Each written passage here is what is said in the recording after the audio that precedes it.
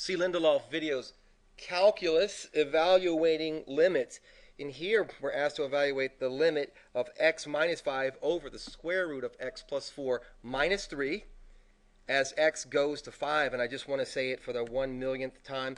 Every single time that we start, I would like you to do direct substitution. That is, just place that value in. So we're saying we'd like x to equal 5. So what would happen if x was 5? I'm just going to put it in. X is 5.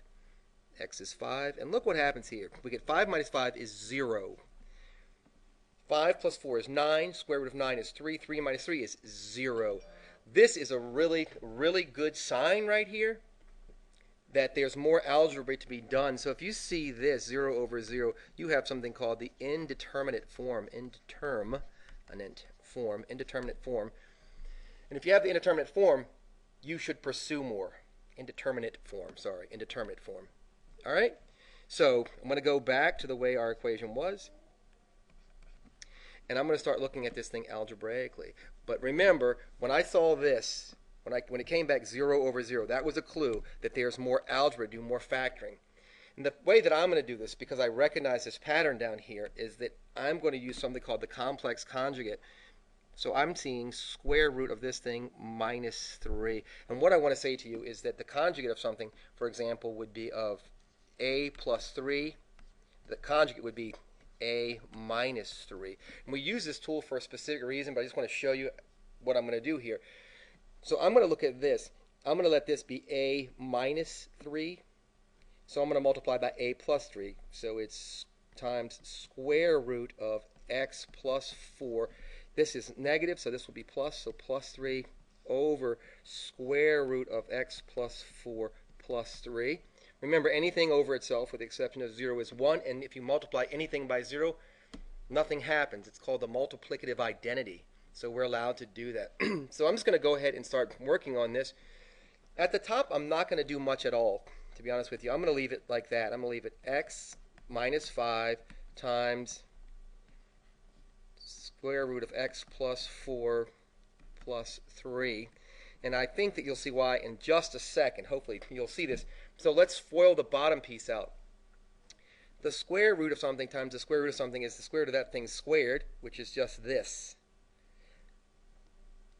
Right?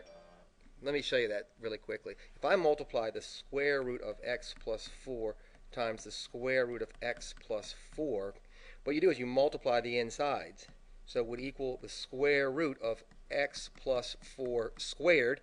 And of course, the square root of something squared is just that thing, right? So hopefully you see where I got that. So I'm just doing my FOIL here. So I get x plus 4. The reason that we use this complex conjugate is because it gets rid of the inside term. So all I have to do is multiply the last term. So negative 3 times positive 3 is negative 9, isn't it? And remember that we're directed to find the limit as x goes to 5 of this thing. So look, just clean up your algebra a little bit more. So if you don't mind, I'm just going to rewrite this one last time. The limit as x goes to 5 of x minus 5 times square root of x plus 4 plus 3. And maybe now you're like, what the hell are you doing, Charlie? How come you're not multiplying these two things? Well, maybe you'll see it now, because I'm going to do x plus 4, but 4 minus 9 is 5. So I have x minus 5 at the bottom, don't I? And x minus 5 over x minus 5 cancel out.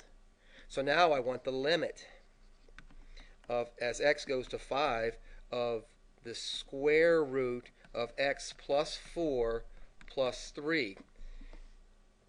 Remember, the whole deal was we wanted this thing to go to 5, didn't we? So I'm just going to try that now. Now I'm going to do my direct substitution again and say, okay, if x is equal to 5. So x is equal to 5 here. See if that works out okay.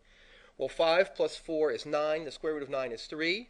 So this thing turns into 3 plus this 3. And 3 plus 3 is 6. So hopefully this is helpful. Let me reiterate some really, really important stuff because it tells you kind of where to start.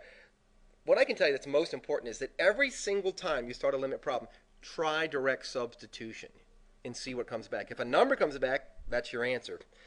If it comes back some number over 0, you know you have an issue that needs to be worked out. But if it comes back 0 over 0, it's indeterminate form, and you need to start pursuing this through algebra, and that's what we're going to be talking about. So I hope this was helpful. If you have any questions or comments, let me know, and if you haven't already subscribed, please do.